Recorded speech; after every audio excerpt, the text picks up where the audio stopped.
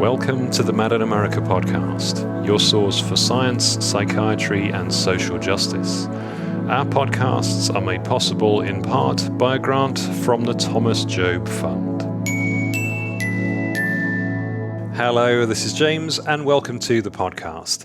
And today we hear about the potential of lucid dreaming therapy to aid those struggling with post-traumatic stress. Our guest is Charlie Morley. Charlie is a lucid dreaming teacher and best-selling author who helps people wake up in their dreams and harness the power of sleep for psychological growth. Charlie formally became a Buddhist at the age of 19 and has been lucid dreaming for over 20 years.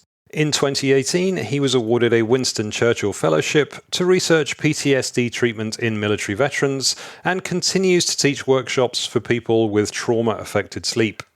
These teachings form the core of his latest book, Wake Up to Sleep. But before we hear from Charlie, I just wanted to mention how you can support our work. Mad in America is a non-profit, and we've been providing free-to-access content since 2012. You can help by donating to allow us to continue our mission to rethink psychiatry in the US and around the world. To help support our work, please visit madinamerica.com/donate. Thank you for your support, and now on to the podcast. Charlie, welcome. Thank you so much for joining me today for the Mad in America podcast. I'm really thrilled to have you on. Thank you. It's a pleasure to be here. Great, thank you. So we're here to talk about your work and in particular the use of lucid dreaming as therapy. And later we'll get to talk a little bit about some really exciting research into using lucid dreaming for post-traumatic stress. But before we get to that, I'm sure that some listening will know what lucid dreaming is, but many won't. So you're a lucid dreaming teacher. So could you tell us what lucid dreaming is and maybe describe the experience a little bit for those that might not have experienced it for themselves? Sure. So my job is to teach people how to have lucid dreams. So the first thing is, what is a lucid dream?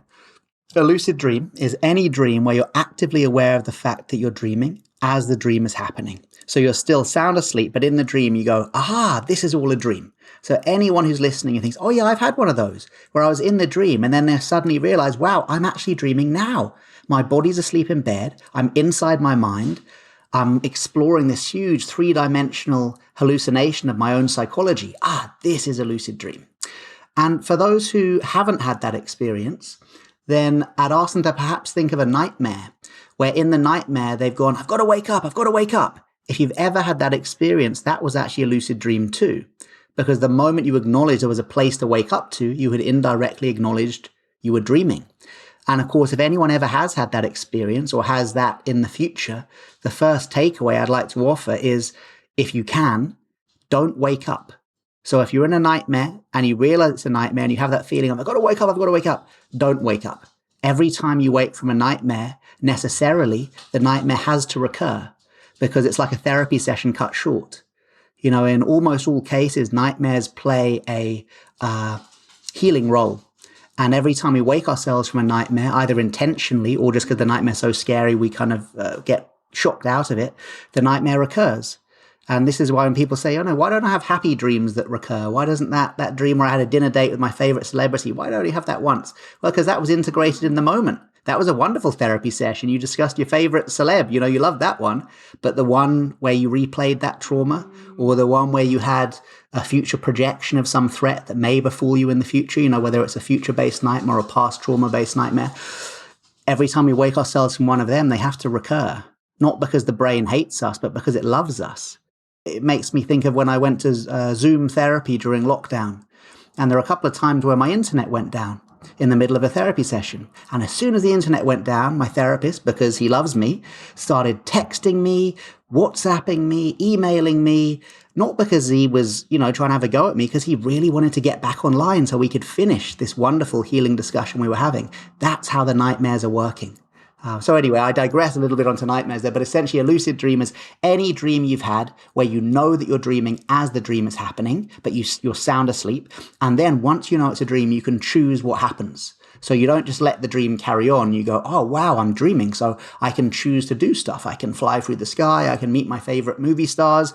But once you're ready to put away kind of those things, you realize, well, hang on, if I'm conscious in my unconscious mind, then this is a similar state to hypnosis. Yes, it's like a very, very deep state of hypnosis. You're right at the bottom of the iceberg in a lucid dream because you can't get more unconscious than asleep. So the elevator pitch is anything you can treat through hypnotherapy, you can also treat through lucid dreaming.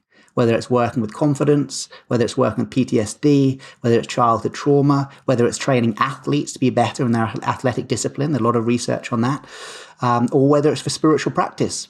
It's got a long history in Buddhism and Toltec shamanism and Sufism. Lucid dreaming is not a new thing at all. It's got good providence.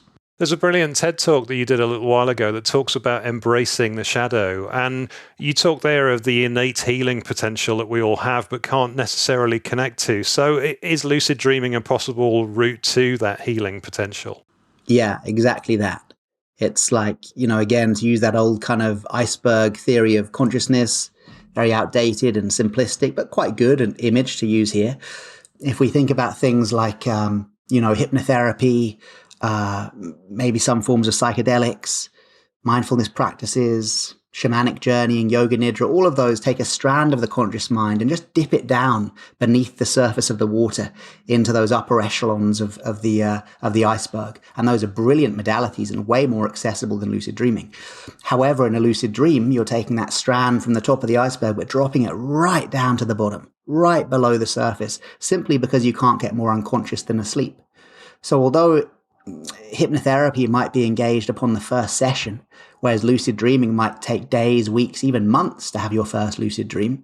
Once you get to that state, it seems to be a very profound depth in the unconscious, which you can access through lucid dreaming.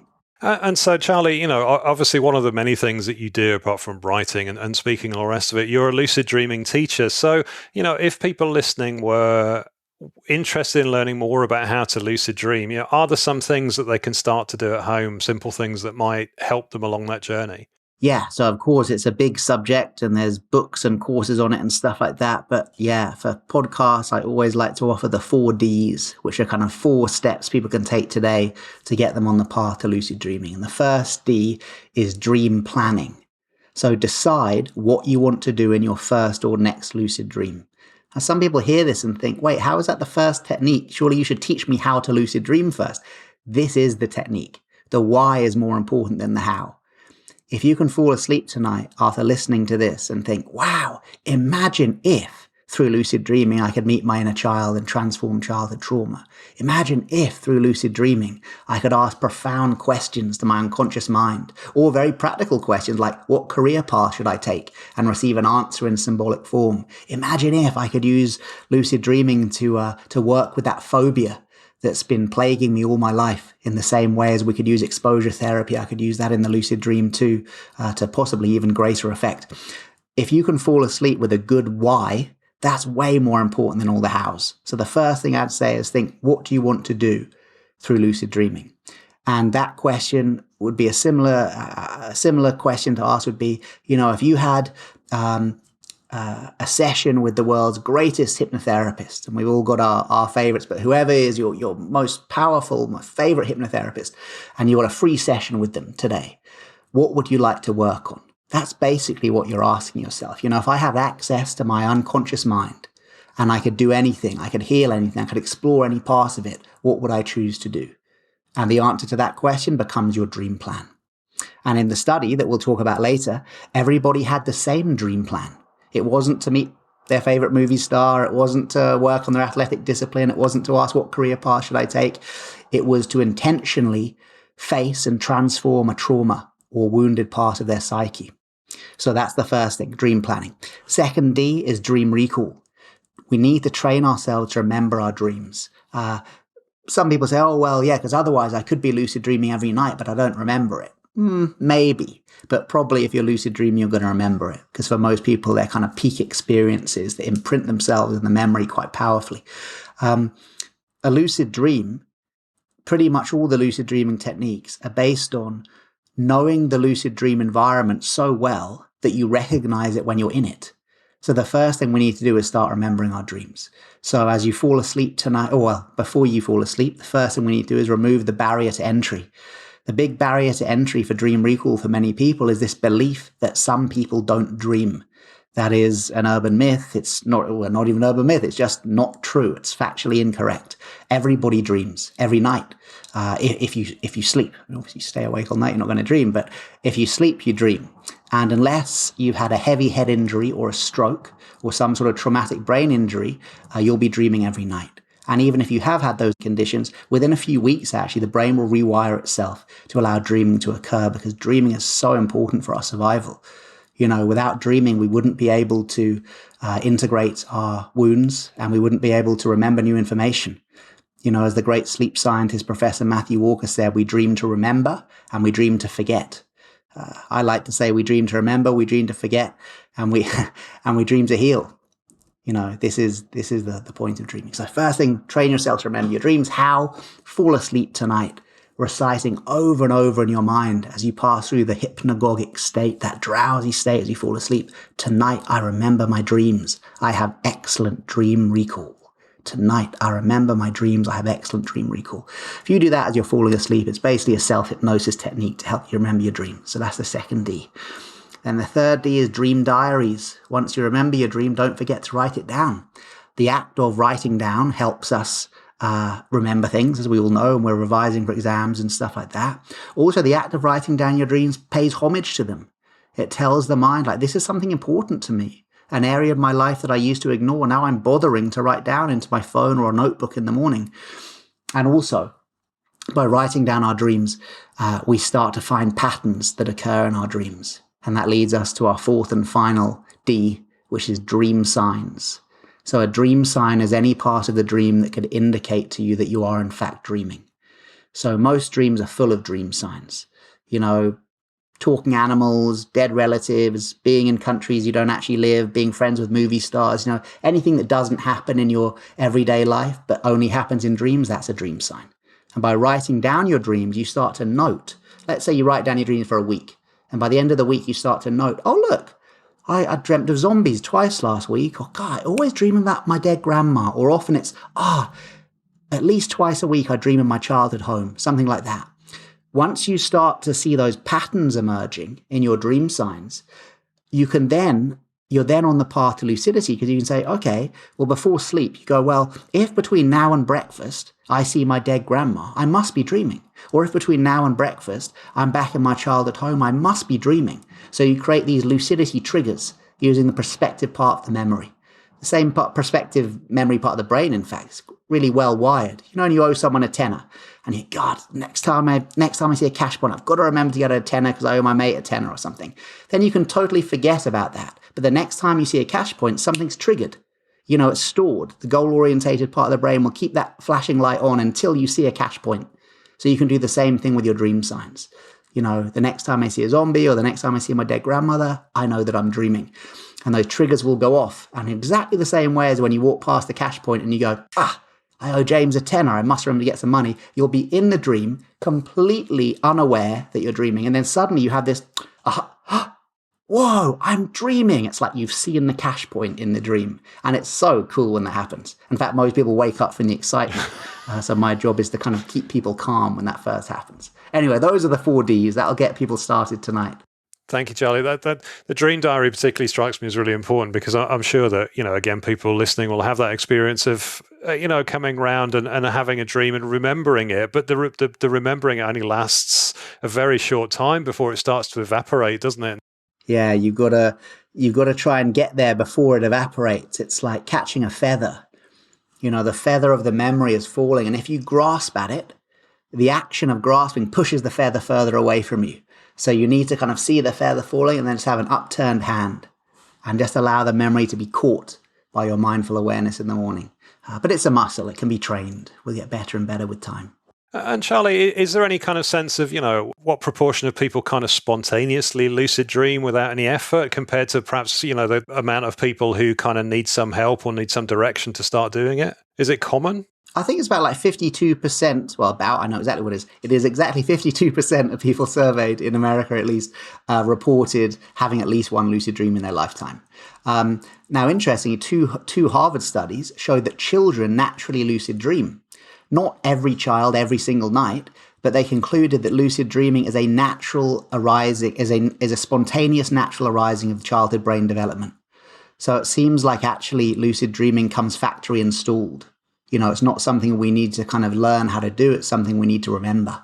Yeah, I so recognize that. I've got a 13-year-old daughter, and she takes great delight in describing to me almost every morning when I see her first thing in the morning about the dream she's had, and she can describe it in absolutely perfect, minute detail. And she'll ask me, "What did you dream about?" And I can't really remember, but her recollection is incredible. And she's got a bit of a leg up because 13 years old, she's pretty much got the longest REM periods, rapid eye movement dreaming period, she's ever going to have. Adolescence is when you have the most dreaming time, which is why it's so important to let her sleep in if you can. Yeah, absolutely. So if it's okay, I'd like to kind of come on to talk about a recent peer-reviewed study that you facilitated, and it's fascinating to read. So it was undertaken by the Institute of Noetic Sciences in California, and it was reported in the journal Traumatology in June 2023, and it's entitled Decreased Post-Traumatic Stress Disorder Symptoms Following a Lucid Dream Healing Workshop. So if it's all right, before we come on to talk about the results, which are pretty amazing in themselves, could you tell us a little bit about the study? So how was it undertaken, and what was the study looking for? Okay, so there have been literally dozens of studies over the past 20 years that have shown that lucid dreaming is one of the most powerful treatments for nightmares, which are, of course, a hallmark of post-traumatic stress disorder. What there hadn't been so far was a study looking at could lucid dreaming treat not only nightmares, but could it treat post-traumatic stress disorder symptoms in general. So what we were doing was we recruited 55 people. We had 144 people apply. 55 made it through because there were certain criteria that people had to have chronic PTSD. They couldn't just have like a kind of a low PTSD score. I know this sounds very arbitrary, but there's a PTSD score. Kind of we use the checklist from the DSM-5 that has the long series of questions that the self-report from the DSM-5. So we needed people to have chronic PTSD. Most of them, or many of them, had treatment resistance. So they had to kind of be in treatment for PTSD, but they were still suffering. And at the beginning of the study, we took people's PTSD score. So they took the PTSD scale, and they also took the nightmare experience scale. So basically how severe are your nightmares and how severe are your PTSD symptoms. And the average score was way above the PTSD threshold. So as a group, the average was pretty high. This was a highly traumatized group. We then had 6 days of online training. So this was me teaching 2 full days of online workshops. So a bit like the 4Ds that I just mentioned there, but going to much more detail, guided meditations, nap practices, yoga nidra, which is a form of conscious sleeping, daytime awareness practices, videos that people could play in the middle of the night of me kind of guiding them through the next techniques. So because originally the study was going to be an in-person retreat, but then COVID happened. So I needed to try and create as close to an in-person retreat as possible. And one of the main things in the in-person retreat is multiple wake-ups. So these are optional. But if you fall asleep and you sleep all through the night, essentially you've got one chance to fall asleep doing the self-hypnosis technique, one chance to recognize your dreams. If you can wake people up at multiple times, junctures in the second half of the night, once they've got all their deep healing, deep sleep under their belt, you don't want to mess with that. But in the early hours when they're in these long REM periods, then you've got multiple chances for people to drop in doing the techniques. And actually a group of people with 100% PTSD in the group, very few of them slept through the night anyway. So they say, I do this anyway. I wake up 3 or 4 times a night. So this is actually perfect. There was kind of a sense of empowerment where I went, your sleep cycle's great for this study. However, before the study began, literally the night before the study began, actually, one of the funders, this wonderful guy, Konstantin Kus, who was one of the major funders for this, he WhatsApped me and went, how many lucid dreams do you think we're going to have in the 1-week study? And I had to be honest with him. I went, mate, maybe none. I've worked with veterans groups and British military groups for the past 7 years, where a group might have up to maybe 50% of the group are kind of card-carrying PTSD survivors or sufferers or whatever they choose to label themselves as, if anything. But I've never worked with a group where 100% have PTSD. So maybe we're going to spend the week just doing sleep hygiene techniques, just helping them get to sleep. I don't know whether we'll have any lucid dreams. In fact, we had a very high level of lucid dreaming. We had 75% of them had at least 1 or more lucid dreams in the 6-day study. Now, when I do the 4-day intensive retreats in person, we would struggle to get up to that. I mean, maybe we'd be around 70% of people would have a lucid dream, but a lot of people would tend to have their lucid dreams when they leave the retreat. A bit like, your muscles don't grow in the gym. They have 4 days of training, and then a little bit frustrating, it's when they go home, suddenly all the emails come in, I had my first lucid dream. But it turned out we had a very high level of lucidity. And I think this is because, 55 people, some of whom were veterans, some of whom were childhood sexual abuse survivors, 2/3 were women. I'm just looking at my details here. Most were either from the UK, US, or there were a few from Australia and Europe as well. Everyone was in different boats. We're never in the same boat. When people say we're in the same boat, I think, no, we're not. Like, look at the patriarchy and this racist society we live in, and ageism, sexism. We're not in the same boat, but we're in the same storm. If you know trauma, people know that storm. The storm seems to have similar weather conditions, whether you're a veteran, whether you're a civilian, whether you're a man, whether you're a woman, whether you're anything, any person. So I think some magic was created in the group because everybody knew the same storm, because we had a very high level of lucidity. Not only a high level of lucidity, but a high level of what we were going for, which was a healing lucid dream. So I was teaching people to lucid dream, but then out of all the dream plans they could have chosen, they all had the same dream plan, which was to face and embrace trauma, or explore and send love to a wounded part of their psyche.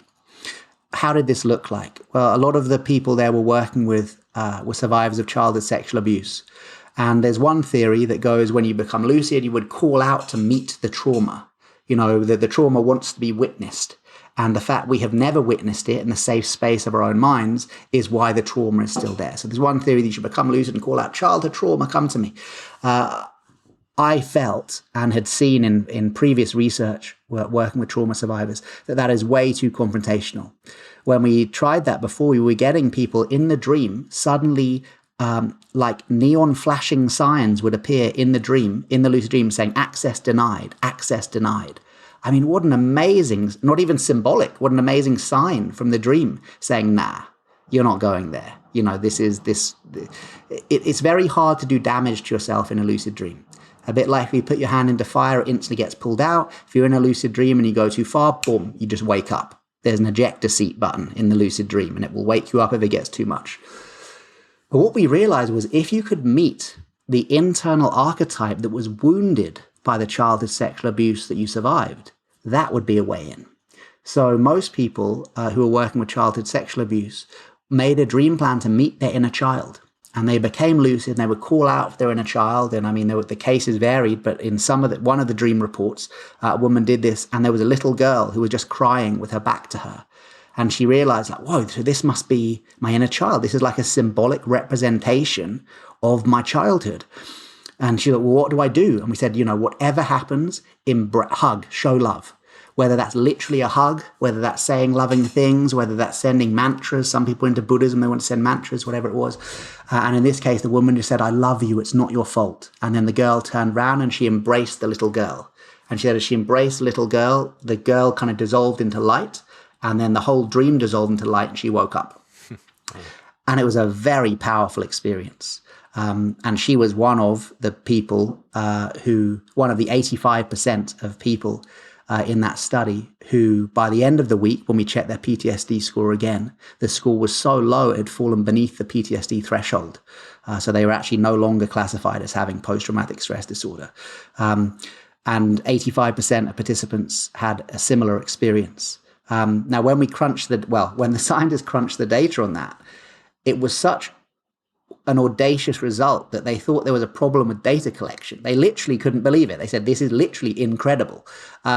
So they double checked and they said, okay, we still got a problem with data. We're going to triple check.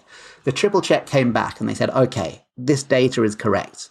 We have X amount of people who the PTSD score is so low that they're not classified as having PTSD anymore.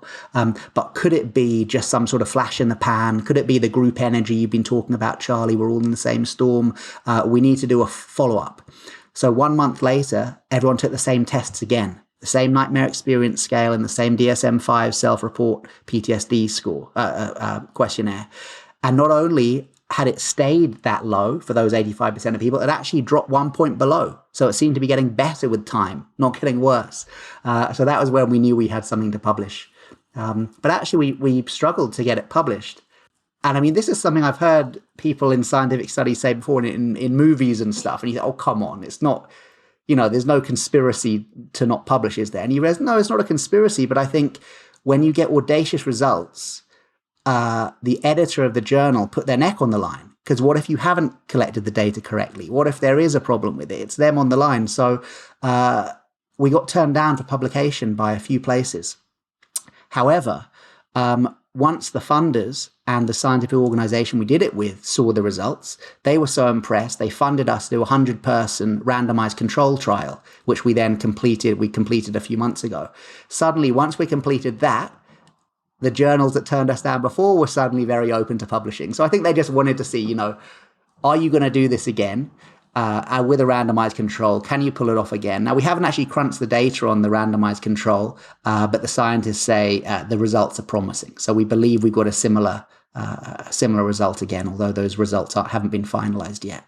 Then it got published in the Journal of Traumatology. I'm so pleased that you did find somewhere to get this published. And, I've heard from others that, treatments that are not seen as mainstream really do struggle. If they're slightly left field, if they're slightly different to what's gone before, then they do struggle to make an impact. And journals, of course, as you say, do treat them with caution. But I'm so glad you got this published. And the results are absolutely staggering. I mean, firstly, the number of participants that had lucid dreams during the workshop, 76%, is really incredible. And one thing I was interested in, Charlie, was obviously, as you mentioned before, one of the standout kind of issues for people who have had a stressful experience and had some post-traumatic stress reaction to it is nightmares. And, to the extent that I've heard people say that, they're frightened to go to sleep at night because they're plagued by nightmares. So, how did people react when you said, well, part of the therapy is engaging with your nightmares maybe in a different way or becoming aware of your nightmares? How did they respond to that? Almost entirely positively. Because I think when you've been experiencing a symptom profile such as nightmares that is so deeply pathologized by both the medical system and society. I mean, look at the way we use the word nightmare. If I've had a bad journey to come and visit you, it was a bloody nightmare. It's a small thing, but nightmare is basically a negative thing, right? And if you have nightmares, there's something wrong with you. This is just not the case anymore. We've got study after study. It's a great study they did at Rush University in Chicago that showed a direct correlation between people who were having nightmares about the traumatic event that happened to them and how quickly they recovered from the trauma-induced depression that followed. Direct correlation. It wasn't you had to have nightmares to heal, because of course nightmares is one of the ways that we can heal, but those who were having nightmares healed quicker. And that's been reported again and again and again. So this isn't this isn't conjecture. We know this, that nightmares in almost all cases are playing a curative role. And it's a bitter medicine, but it is medicinal. There is a medicine there. And I think just presenting people with that shift of perspective and then backing it up with all the science, you kind of see this collective sigh of relief in the room as they're like, oh, okay. And then you tell them stories about, these are more rare, but these are true. I've heard this on 2 occasions. Clinical psychologists who said they're more worried in some cases when a client is presenting without nightmares after a deeply traumatic experience than when they present with. Because when they present with, at least it shows that inherent healing mechanism of the dreaming mind is being engaged. Whereas when it's not, it could be that the person is so deep into repression and denial. And of course, repression simply being a safety mechanism from the mind saying, we cannot go there. That is just too much to even relive that in a nightmare. That in many cases, when they're having nightmares, at least something's, the healing is beginning. My Buddhist meditation teacher, he got diagnosed with PTSD almost 40 years after the war zone trauma that led to it. And it's when he retired, in fact. He was a really kind of well-known meditation teacher and was just, kind of living, on the road, just teaching retreats constantly for 30 years. And then when he retired and there was kind of space for his psyche to to kind of go through the files and look what had always been there. He started having these terrible nightmares and then got diagnosed with PTSD almost 40 years later. And again, he was a perfect example of someone who went, actually, in this case, the nightmares are a good sign. It's showing that after 40 years of holding this stuff, repressing it beneath the surface, now you've got the time and space in your retirement to kind of release the pressure valve and let it out. And I remember him always saying, thank God now and not death. And I was like, whoa, what a profound statement, that he knew that stuff was still in him, that trauma. And he's an old guy, he's in his 80s now. And he went, well, thank goodness it came out in that, PTSD period rather than at death, because it would have to face it at some time. So anyway, in answer to your question, yes, almost all people react very positively to that. I think because it's such a new perspective and there's so much science on it. And often people find their nightmare, that the kind of scale, if you use the nightmare experience scale, it starts to drop straight away after they've simply heard the reframing of nightmares. It's such a powerful reframing that people's frequency of nightmares either stop or the frequency increases, but perceived level of distress from the nightmares drops right off the scale. Because they're like, oh yeah, I had a nightmare, but I got this new perspective that actually it's not so bad. It doesn't mean I'm unspiritual. It doesn't mean I'm broken. It shows, I'm healing.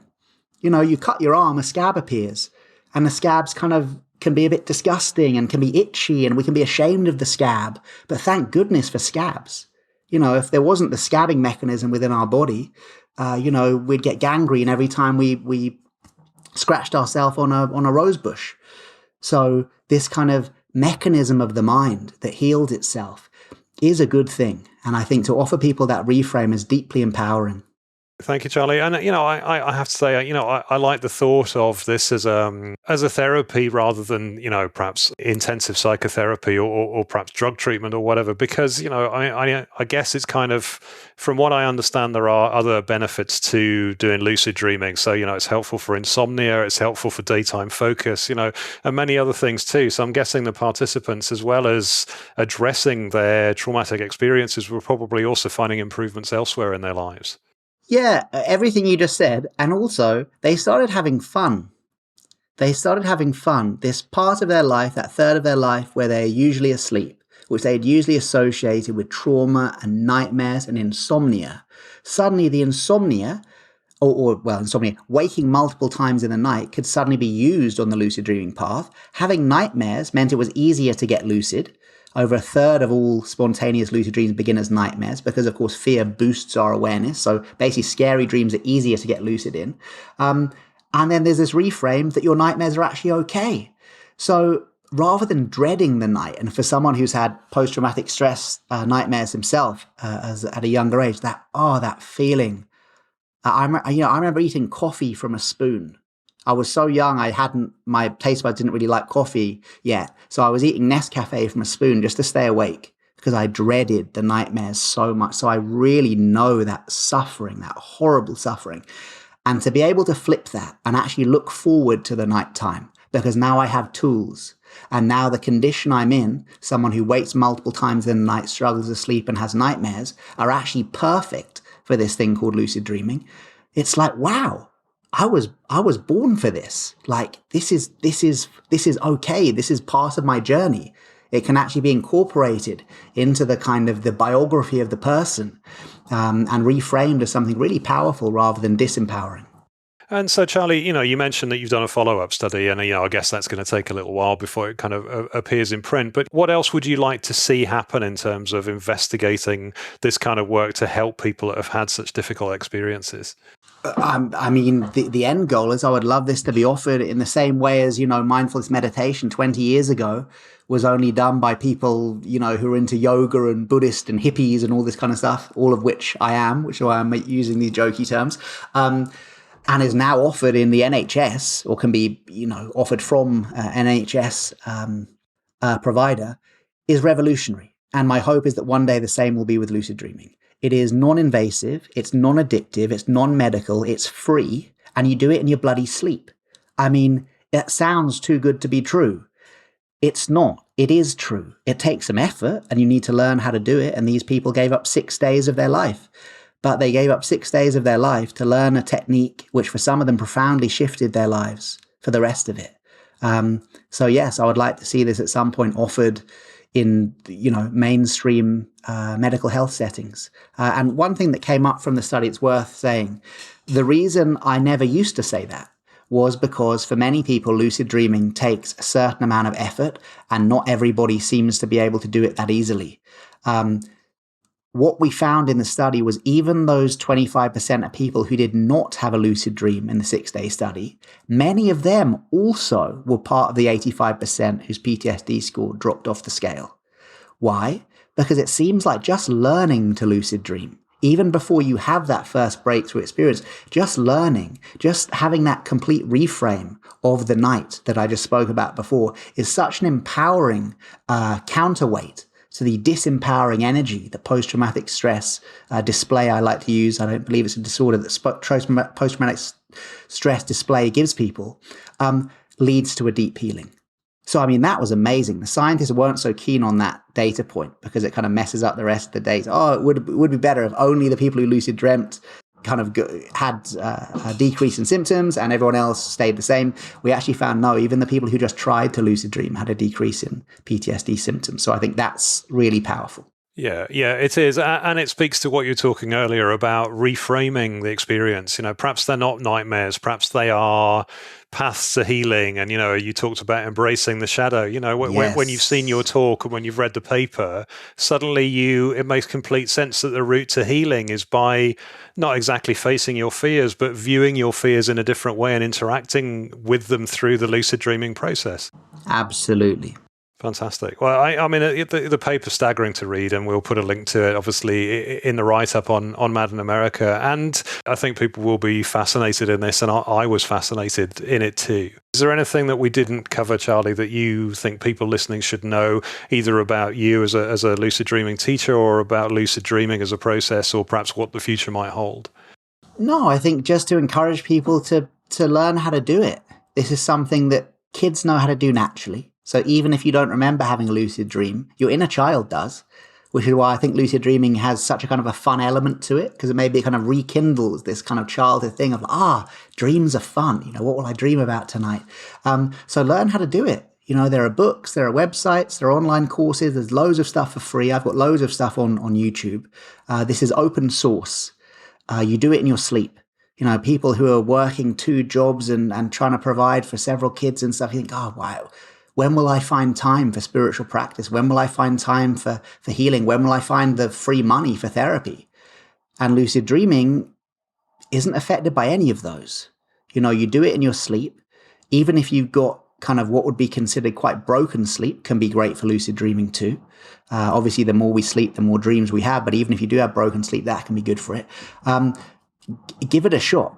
This is a very powerful modality that is there. And it's free, non-invasive, non-medical, non-addictive. The worst that can happen is nothing.